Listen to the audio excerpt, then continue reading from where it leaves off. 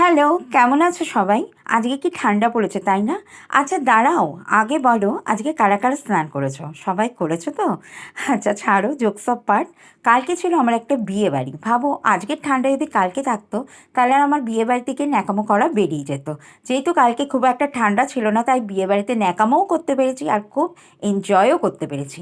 কাল ছিল আমার পাতানো দিদির মেয়ের বিয়ে। দিদির মেয়ে আর তার হাজব্যান্ড কিন্তু দুজনেই চাকরির ক্ষেত্রে আয়ারল্যান্ডে থাকে। এই কদিন আগে ইন্ডিয়ায় এসছে বিয়ের জন্য, আবার কদিন বাদে কিন্তু আয়ারল্যান্ডে ফিরে যাবে।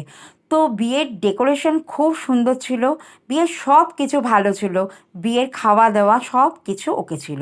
আর স্টার্টারে আমার পছন্দের কিন্তু অনেক কিছু ছিল, যেমন ফিশ ফ্রাই, কাবাব, আরও কিছু। আর যেটা এখন ট্রেন্ডিংয়ে চলছে পাটিসাপটা। আমি যেহেতু পাটিসাপটা খাই না, তাই আমি খাইও নি পাটিসাপটা। আর বিভিন্ন রকম মকটেলের কিন্তু আয়োজন ছিল।